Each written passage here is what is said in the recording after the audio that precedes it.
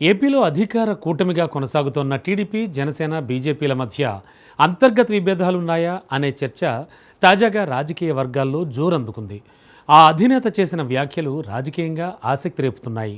కూటమి నిర్ణయాల్లో తాను అన్ని విషయాల్లోనూ అంగీకరిస్తున్నాను అన్నది వాస్తవం కాదన్నట్లుగా ఆయన చేసిన కామెంట్స్ సంచలనంగా మారాయి. ఇంతకీ ఇటీవల గుంటూరు జిల్లాలో పార్టీ నేతల సమావేశంలో మాట్లాడిన వ్యాఖ్యలు దేనికి నిదర్శనం?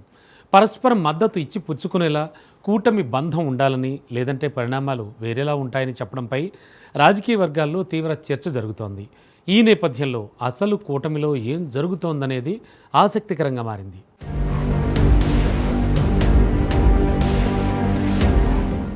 ఆంధ్రప్రదేశ్లో అధికార కూటమి రాజకీయ సమీకరణాలపై మరోసారి చర్చలు వేడెక్కాయి. డిప్యూటీ సీఎం జనసేనాని పవన్ కళ్యాణ్ ఇటీవల కూటమి బంధంపై స్పష్టమైన పటిష్టమైన వ్యాఖ్యలు చేయడం చర్చనీయాంశంగా మారింది. కూటమి సుస్థిరత కోసం తాము టీడీపీకి సంపూర్ణ మద్దతునిస్తున్నామని, అయితే పరస్పర గౌరవం, సహకారం లేకపోతే కఠిన నిర్ణయాలు తీసుకోవడానికి కూడా వెనుకాడనని జనసేనని పరోక్షంగా హెచ్చరించారు. తాము తెలుగుదేశం పార్టీకి పూర్తి స్థాయిలో హృదయపూర్వకంగా మద్దతునిస్తున్నామని, అదే స్థాయి సహకారాన్ని తాము కూడా ఆశిస్తున్నామని పవన్ స్పష్టం చేశారు. రాష్ట్రం బాగుండాలి, అరాచకాలు ఆగాలి అనే ఉద్దేశంతోనే మూడు పార్టీలు కలిసి పనిచేస్తున్నాయన్నారు. పొత్తుల్లో చిన్న చిన్న సమస్యలు, గొడవలు సహజమని, అయితే కూర్చుని మాట్లాడుకుంటే వాటికి పరిష్కారం దొరుకుతుందని, కూటమిని విచ్ఛిన్నం చేయడానికి జరిగే కుట్రల్ని తిప్పికొట్టాలని పిలుపునిచ్చారు. దీంతో అసలు కూటమిలో ఏం జరుగుతోంది? మూడు పార్టీల క్యాడర్ మధ్య సఖ్యత లేదా? ముఖ్యంగా జనసేన, టీడీపీ నేతల మధ్య సమన్వయం కొరవడిందా అనే అనుమానాలు కూడా వ్యక్తమవుతున్నాయి.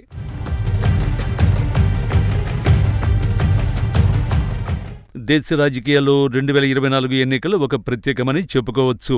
ఏ రాష్ట్రంలో లేని విధంగా ప్రతిపక్ష పార్టీ కేవలం 11 సీట్లకే పరిమితమై అధికార కూటమి 164 సీట్లు సాధించి రికార్డు సృష్టించింది. ఇక పవన్ కళ్యాణ్ పార్టీ జనసేన 21 సీట్లలో పోటీ చేసి 21 సీట్లు గెలిచి స్ట్రైక్ రేటు సాధించింది. అయితే మారుతున్న రాజకీయ సమీకరణాల నేపథ్యంలో ఇటీవల జనసేన అధినేత పవన్ కళ్యాణ్ మంగళగిరి కేంద్ర కార్యాలయంలో జరిగిన కార్యకర్తల సమావేశంలో ఘాటైన వ్యాఖ్యలు చేశారు. కూటమి రాజకీయ భవిష్యత్తుపై స్పష్టమైన దిశానిర్దేశం చేశారు. కూటమి బంధం పరస్పరంగా ఉండాలి, లేకపోతే కఠిన నిర్ణయం తీసుకోవాల్సి వస్తుందని వ్యాఖ్యానించడం పెద్ద దుమారమే రేపుతోంది. ఈ వ్యాఖ్యలు కూటమి భాగస్వామ్య ముఖ్యమంత్రి చంద్రబాబుకు హెచ్చరికలుగా రాజకీయ విశ్లేషకులు భావిస్తున్నారు.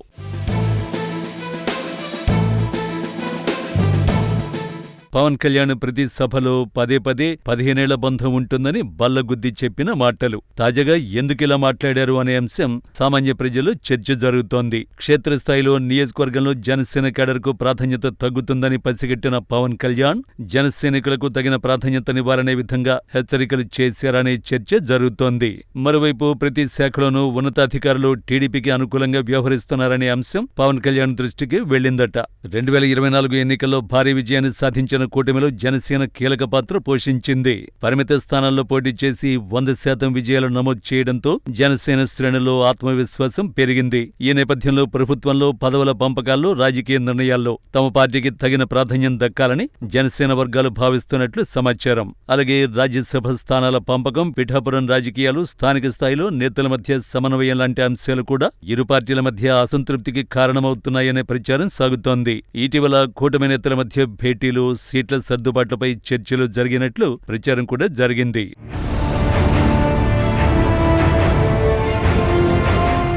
అయితే మరోవైపు అధికార కూటమిలో పెద్దగా విభేదాలు లేవని కొందరు టీడీపీ, జనసేన నేతలు చెప్పినా విభేదాలు మాత్రం స్పష్టంగా కనిపిస్తున్నాయి.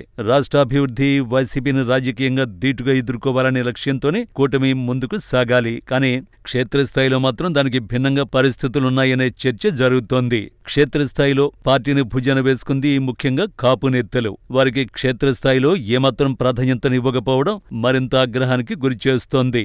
ఇప్పటికిప్పుడు ఎన్నికలొస్తే 50% కాపు ఓటు బ్యాంకు చీలే అవకాశం కనిపిస్తోంది. వీటిపై దృష్టి సారించకపోతే ఈ సంఖ్య మరింత పెరిగే అవకాశం ఉంది. గతంలో కూడా ఆంధ్రప్రదేశ్ భవిష్యత్తు కోసం కలిసి పనిచేస్తున్నామని ప్రకటించిన విషయం తెలిసిందే. రాజకీయ విశ్లేషకుల అభిప్రాయం ప్రకారం కూటమి ప్రభుత్వాల్లో ఇలాంటి అభిప్రాయ భేదాలు సహజమే అయినా వాటిని ఎలా సమన్వయం చేసుకుంటారు అన్నదే భవిష్యత్తు రాజకీయాలకు కీలకమవుతుంది.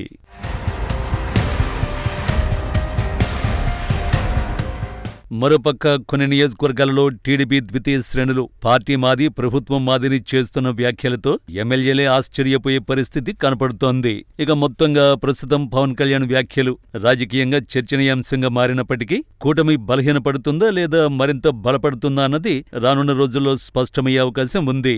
రానున్న రోజుల్లో కూటమి ఐక్యతను ఎలా కొనసాగిస్తారు, అభిప్రాయ భేదాలను ఎలా పరిష్కరిస్తారు అన్నది కీలకాంశంగా మారనుంది. రాజకీయ విశ్లేషకుల అభిప్రాయం ప్రకారం కూటమి బలం కొనసాగాలంటే పార్టీల మధ్య స్పష్టమైన సమన్వయం, నమ్మకం అత్యంత అవసరం. ప్రస్తుతం ఉన్న పరిస్థితుల్లో కూటమి మరింత బలపడుతుందా లేక అంతర్గత ఒత్తిళ్లు పెరుగుతాయా అన్నది రాజకీయ వర్గాల్లో ఆసక్తికర చర్చగా మారింది.